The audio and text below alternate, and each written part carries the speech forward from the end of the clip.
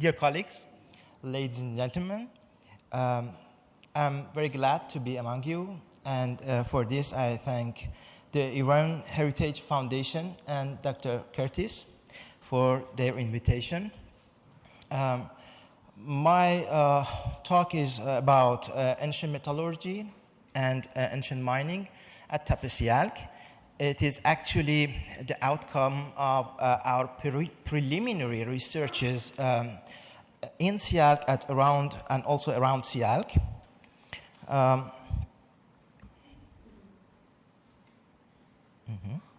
This one, sorry. Okay, first I just give a brief note about the geology and economic geology of Iran. By the way, I should mention that my slides are available on my ResearchGate page. If you are interested, you can download it. Iran is located in a so-called Alpine, Himalayan, or Tethyan Eurasian metallogenic belt, and therefore is rich in mineral resources. It has a diverse geology and with more than 10 lithotectonic provinces. Sialk is located in central Iran, where there are some other important ancient metallurgical and ancient mining sites, like Veshnava ancient mine, Erosman ancient metallurgical site, and also the Anorak ancient mining area. This is interesting because beside the richness of geology and economic geology of Iran, this land has been also rich also in ancient cultures and civilizations whose people were innovative enough to make use of different natural resources around them. And in this regard, we witness that since 4th millennium BC, a metal production and trade flourishes in a rather vast area in which Iran has a central role. And here we again see metallurgical boom in early Bronze Age in a rather vast area. Sialk is composed of two main mounds, as it was explained, and the late Roman gearsman first excavated this site. But interestingly, Roman gearsman did not mention, or at least in detail mention, the ancient waste materials of archaeometallurgy or metallurgy. It was actually first during the Sialk Reconsideration project under the direction of Dr. Sadegh Malek Shahmirzadeh, when the rather extensive relics of ancient metallurgy were found and reported almost in detail. Here you can see, yeah, it's a bit pale. You can see in gray, you can see the excavations during the Sialk Reconsideration project. This is the North Mount, this is the South Mount. And especially here, where it was where the major metallurgical relics were found. And this is the chronology of Sialk after Gearsman and Malek Shahmirzadeh and their colleagues that shows the major metallurgical relics belong to, or metallurgical relics belong to Sialk 3 and Sialk 4 periods. The metallurgical waste material were actually large in amount and also diverse in type. Several metal artifacts and several slag pieces, lots of slag pieces, crucible fragments, tuye, mold fragments, And also litharge fragments were found in different layers in Sialk 3 and Sialk 4 periods of southern mount. In northern mount, actually there was no report from ancient metallurgical waste material, but some copper artifacts, and other trenches show again some, especially trench B, which is close to the southern mount, shows lots of ancient metallurgical waste material. I just would like to mention some similarities between the artifact or archaeometallurgical related finds of Erosman and Sialk, like this silver pendant from Erosman, which is similar to this from Susa and to this from Sialk, or litharge, which was found in Erosman and also in Sialk, or this, it was shown by Dr. Nokande, also this mold of axe from Erosman, which is similar to this axe from Susa. And they already show some possibly connections between the metallurgy of these important sites. Here I have listed only some previous published research on archaeometallurgy of Sialk, which were performed by myself, my colleagues, and also Markus Schreiner and his colleagues, most partly during the Sialk reconsideration project.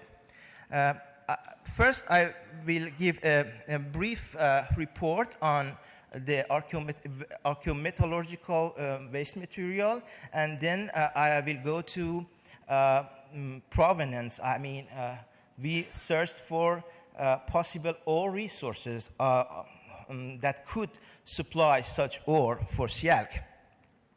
This is actually the slag pieces are visible even on the surface of parts of Sialk Mount, southern mount. Here you can see one picture of that.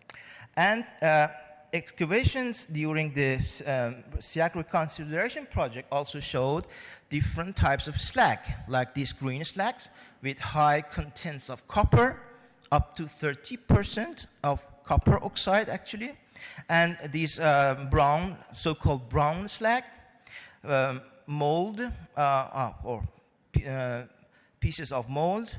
And here you can see a copper prill or copper globule, a large one in slag. Actually, sometimes the slags are so rich in copper that one would think it should be kind of ore itself. And parts of mold, crucible, sorry. And here you can see the boxes full of slag unearthed from Sialk.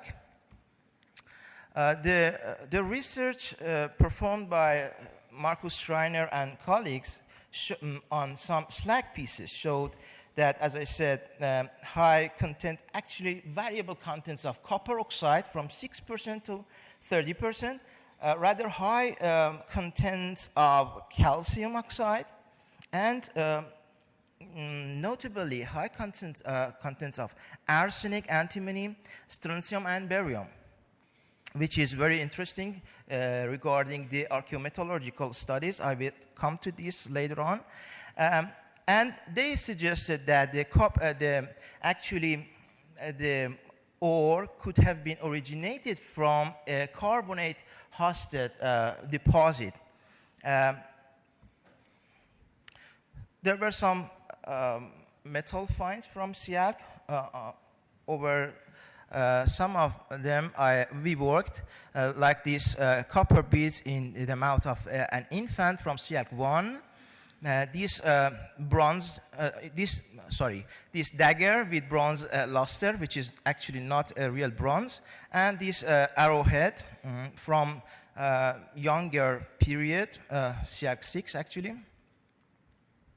We analyzed this with EDXRF, realized that the older artifacts from northern mound are composed mainly of pure copper with some traces of arsenic in one case.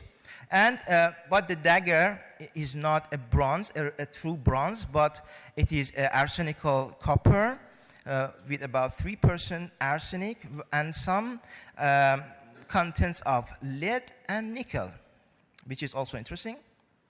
And the arrowhead, it is true bronze from Iron Age. Actually, a fascinating find from Sialk was the waste material from silver production, which we call litharge. Litharge, here you can see litharge cakes, litharge fragments. And litharge is a mineral. It is lead oxide. This mineral rarely occurs in nature, but is a true indication of the process of silver production by cupellation. Cupellation is a two-step process in which, at the first step, they melt the argentiferous or silver-bearing ore in a reducing condition.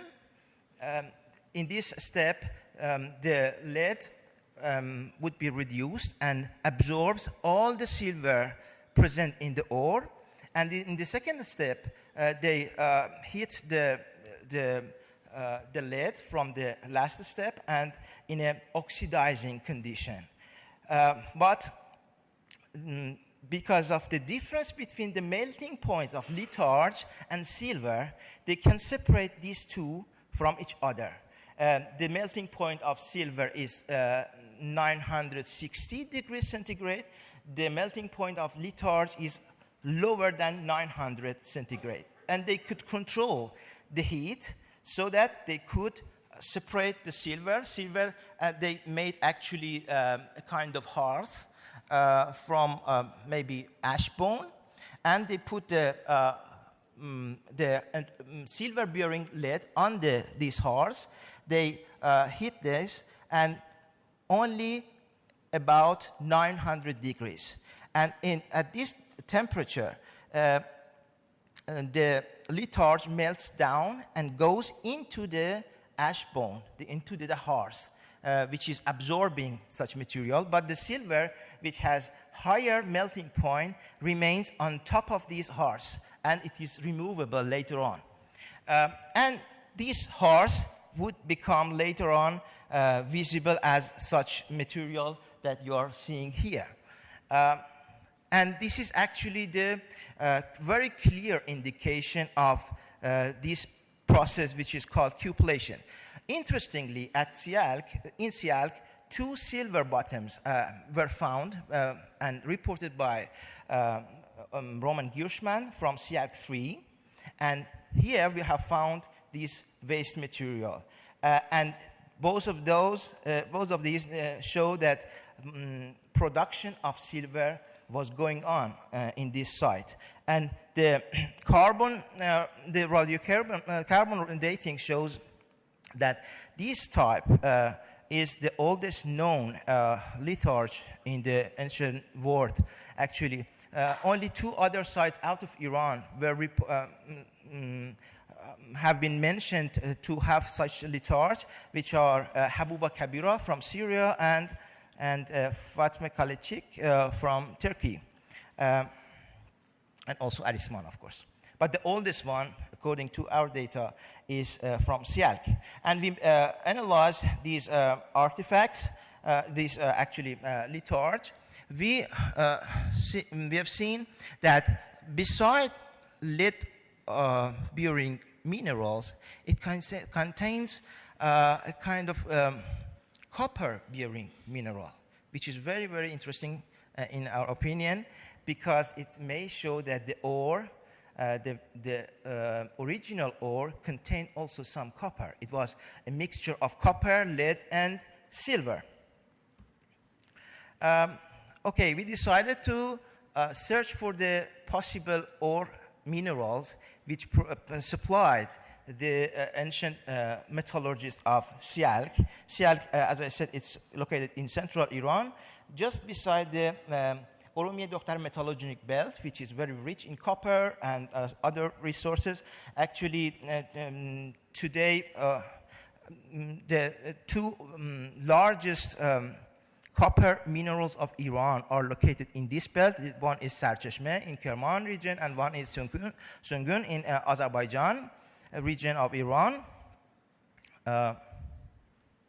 We first decided to search for the vicinity, the ore deposits in the vicinity of Sialk. This is Kashan, this is Tappeh Sialk. And we went to this mine, Dora Mine, which is a barite mine, actually. This is a modern mine for barite. Barite is barium sulfate, and it is actually a heavy mineral which is mainly used as additive to drilling mud. But interestingly, this type of ore deposit can contain considerable amounts of lead, sometimes zinc, sometimes copper, and even silver. We went and visited the site. This is the view of the city of Kashan from the mine. As you see, it is not very far from the Sialk site, about 13 kilometers far away. And this is one of the working places of the modern mining. We found some traces of ancient mining here, some tunnels. Nowadays, I'm not sure if they still exist there because of the activities of modern mining, but what we saw was remainings of underground tunnels. But the overburden was actually removed by modern mining activities. It was anyway interesting enough for us because we found traces of fire setting here. Here you can see the walls are smooth and round, which could show the fire setting activities with some traces of charcoal. Here also we have found lots of traces of copper, and the local people knew this mine as a copper mine, but nowadays it is used for barite. Also, the amount of copper, silver, lead and iron is rather high in this mine. The other mine was Niq, again a barite mine, modern barite mine, to the northwest of Sialk, not very far from it, about 12 kilometers far away. And here again we found some very narrow tunnels, one-man tunnels, which could be traces of ancient mining. Another diggings or mine that we have found was Mashkan copper digging with traces of ancient mining of copper. It is again here polymetallic. It contains copper, lead minerals. But we have found also some pottery sherds which belong to Sasanian period, no prehistoric. We visited and investigated Veshnave mine, which was actually mainly worked by the German Mining Museum. It was very well excavated archaeologically.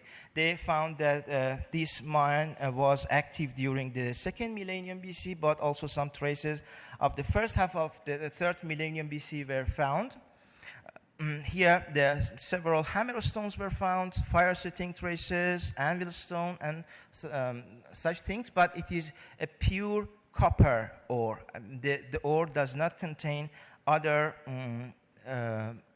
elements in high quantities. We went to also Anorak area, which is about 350 kilometers to the southeast of Sialk. This is Erosman, this is Sialk. This mine is located just beside the Nakhlak mine in actually the same rock from Cretaceous limestone. and with some traces of ancient mining. The mineralogy is also very interesting because the ore is polymetallic, containing copper, arsenic, silver, and some lead and zinc and antimony. We also visited the Nakhlak mine, which is, again, let's say, pure lead mine. Lead has occurred as galena, which is lead sulfide, with some traces of cerussite, which is lead carbonate. Here, lots of traces of ancient mining are visible, but to our knowledge today, they belong to the Sasanian period. A fire temple and a castle is visible here, and some ancient mining working materials like these iron picks, traces of shoes, lamp, and basket for transportation of the ore. This is composed of only lead ore, which is argentiferous, which is silver bearing. We used also lead isotope analysis because in archaeometallurgical studies we can have some fingerprints. One would be trace element pattern of the ore and the metal artifacts. One would be lead isotope analysis, which will remain constant even after the melting and smelting of the ore. Here we realized that the oldest metal artifacts of Sialk show no match with the ore we have found in all these deposits. But the other two, actually the Dagger, shows a rather good match with with many of the deposits we have investigated, except for Veshnave. Also, we compared the finds of Erosman litharge with Sialk litharge and Nakhlak mine, and here we found that there is actually a good match between the signature, lead isotope signature of these all, because here you can see the scales have been extended very greatly to not to have these overlapped. Anyway, the match is good, and it shows that the Nakhlak mine could have supplied the ore for production of silver at Sialk and Erosman. Nevertheless, the trace element pattern shows that the ore could have been polymetallic, and therefore Bacharach comes to the stage. Actually, this is Bacharach sign. Yes, and this is here. Here are the lead isotope signatures of Sialk. This is Sialk in blue, and Erosman, which show actually a good match. And these introduce also Bacharach as a possible source for this process. A closer view. Also, okay. I'm coming to an end. We could conclude that both copper and silver were produced at Tappeh Sialk during the Sialk 3 and Sialk 4 periods. The copper source of smelters of the northern mound and southern mound were different.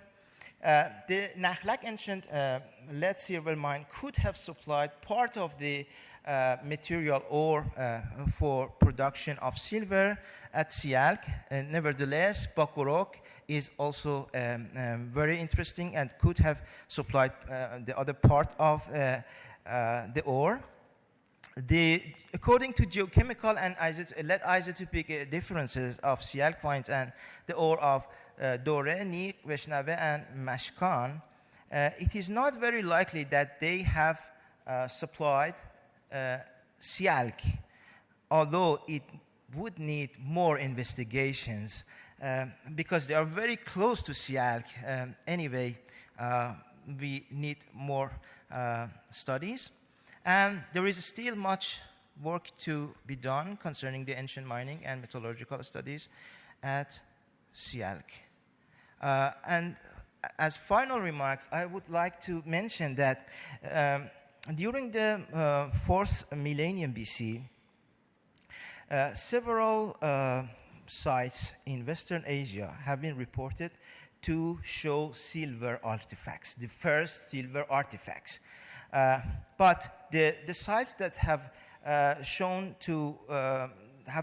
litharge material are not very many. One is in Turkey, as I said, one is in Syria, and several are located in Iran or north central Iran, including Sialk, Erosman, and the newly found sites of Shogali and Sofalin, together with Tappeh Sialk. Especially in Tappeh Sialk, Sialk, and Erosman, we have found both litharge and silver artifacts. And this is a strong indication of importance of central Iran as a center for production of silver during the 4th and 3rd millennium BC. Thank you for your attention.